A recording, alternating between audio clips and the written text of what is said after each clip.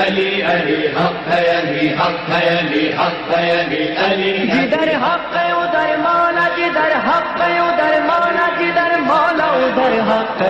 علی علی فرمایا اے مومن جتنے بھی تمہارے اعضاء ہیں سب کو فنا ہے، بقا تیرے روح کو ہے، جسم تو مٹی میں مل جائے گا۔ اب مثال دیتا ہوا چلو، مولا فرماتے ہیں کہ جو انسان دنیا سے چلا جائے گا وہ 7 ممالک کا دورہ کرے گا۔ کتنے ممالک کا؟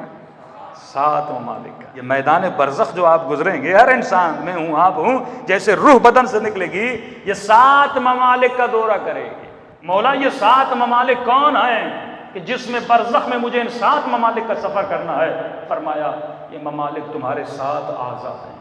آنکھوں کے ملک سے سفر کرو گے کہ تم نے جو جو گناہ آنکھوں سے کیا ہے وہ سارا تمہیں دیکھنا پڑے گا، جو جو گناہ ہاتھوں سے کیے ہیں وہ تمہیں دیکھنا پڑے گا، جو گناہ اعضاء نکاح سے کیے ہیں وہ تمہیں دیکھنا پڑے گا۔ فرمایا اگر تمہارے وجود میں ایک قطرہ بھی لقمہ حرام کا ہے، یہ جو جہنم کی آگ ہے اس میں شعور ہے، یہ سمجھتی ہے کہ مجھے کسے جلانا ہے اور کسے نہیں جلانا۔ اگر وجود میں گناہ ہے تو جہنم کی آگ لپٹ جائے گی اور تمہیں جلا دے گی۔ اگر تیرے وجود میں اطاعت علی ابن ابی طالب ہے تو جنت کی خوشبو تیرے وجود کو لپٹ جائے گی۔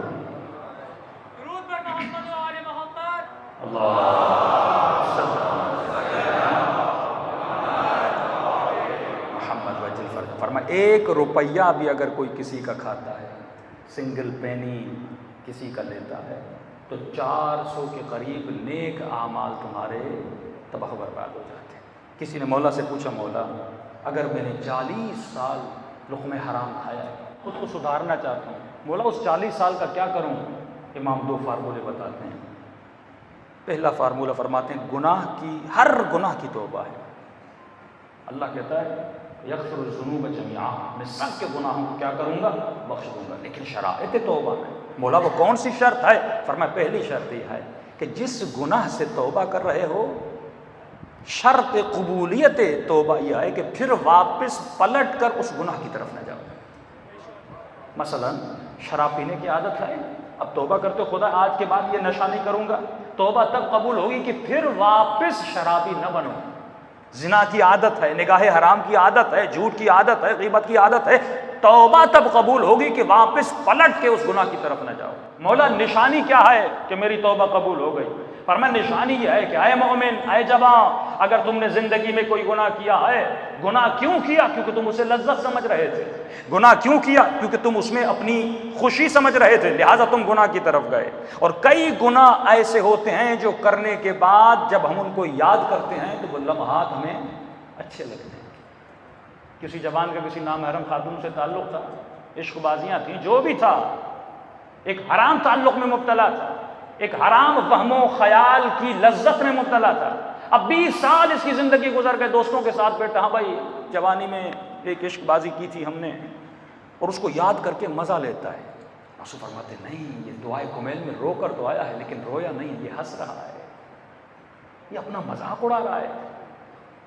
اگر اس گناہ سے نفرت ہے تو جس طرح توابین نے اپنی توبہ کی تھی، سلیمان سردی نے، توبہ کا مطلب یہ ہے کہ تم ازالہ کرو اس گناہ کا۔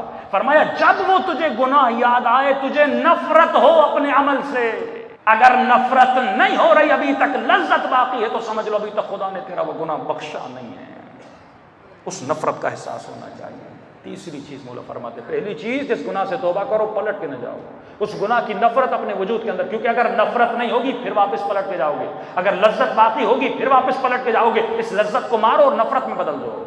تیسری چیز جو مولا امیر فرماتے ہیں، مولا فرماتے ہیں اگر 20 سال تم نے حرام کھایا، مثلا جب تو 20 سال کا تھا، تمہارے جو باڈی ہے اس کا جو ویٹ تھا مثلا 40 kg تھا، اب 20 سال تم نے گناہ کیا، اب ویٹ کیا ہے 60-70 kg۔ اس کا مطلب یہ جو خون اور گوشت بنا ہے حرام کے پیسے سے بنا ہے، حرام کے لقمے سے بنا ہے۔ فرمایا اتنے روزے رکھ تاکہ نجاست سے بنا ہوا وجود ختم ہو جائے، اتنی عبادت کر تاکہ تمہارے وجود سے وہ ساری نجاستیں کیا ہو جائیں؟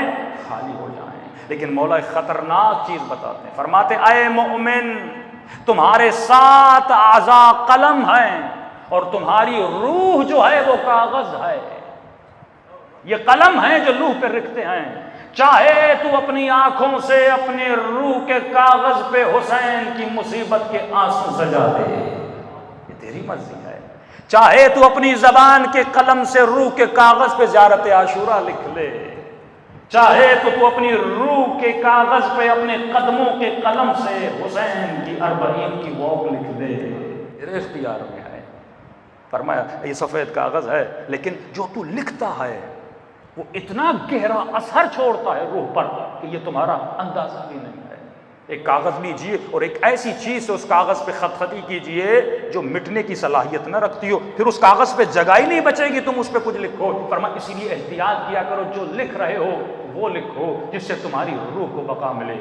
اور اگلا جملہ مولا کا بہت خطرناک، فرماتا ہے مومن جو بھی گناہ کرتے ہو اگر توبہ کر بھی لو لیکن اس کا اثر تو باقی رہتا ہے نا، شیطان اسی اثر کو مس یوز کرتا ہے۔ کیسے؟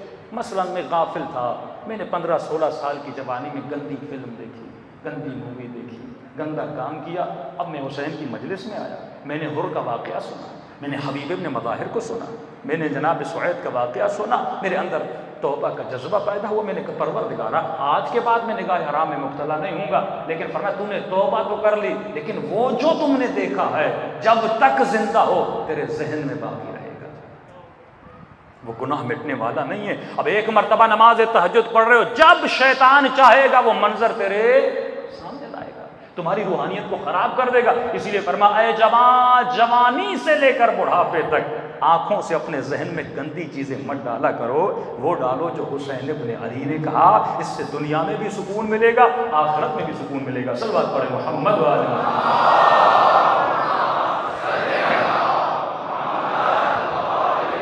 محمد وعجل فرجهم۔ تو یہ ولایت عملی کا میدان ہے۔ ایک طرف شیطانی قوتیں اپنا کام کر رہی ہیں، لوگوں کو جہنم کی طرف دھکیل رہی ہیں، ایک طرف منبر حسینی کی ذمہ داری ہے کہ لوگوں کو حسین ابن علی کی جنت کے اندر لے کر آ جائے، جتنا ہو سکے یہ حسینی قافلہ بڑھتا جائے، بڑھتا جائے۔ ایثار کا جذبہ، قربانی کا جذبہ، توبہ کا جذبہ، عبادت کا جذبہ۔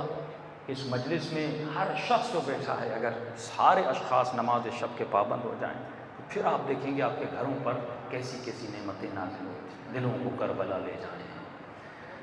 اور سلام کریں آقا حسین کی غربت پہ کہ فرمایا بہن زینب مجھے نماز شب میں یاد کر۔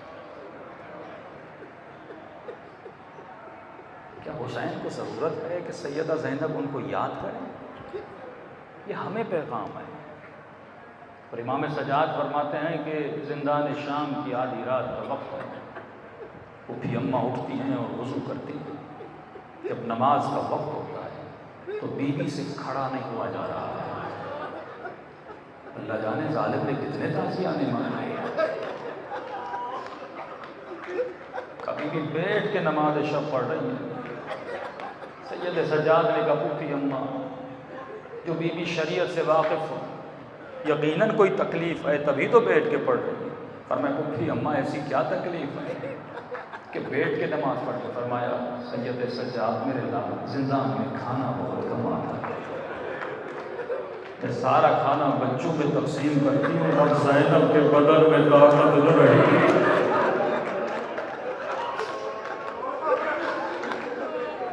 بی بی میں شرمندہ ہوں، میرے بدن میں طاقت بھی ہے، توانائی بھی ہے، لیکن نماز شب کی توفیق نہیں۔ دعا کریں ان مجلسوں سے اٹھیں تو خدا یہ توفیق عطا کرے۔ اور جب نماز شب کے لیے ہاتھوں کو بلند کرو تو یاد کرو سیدہ زینب نے ہاتھ کیسے بلند کیے۔ جب نماز کی کیفیت میں کھڑے ہو جاؤ تو ذرا سوچنا تیرا جسم صحیح سالم ہے لیکن سیدہ کے بدن پہ کتنے زخم ہیں۔ حق ہے علی، حق ہے علی، حق ہے علی، علی ہے۔ جدھر حق ہے ادھر مولا، جدھر حق ہے ادھر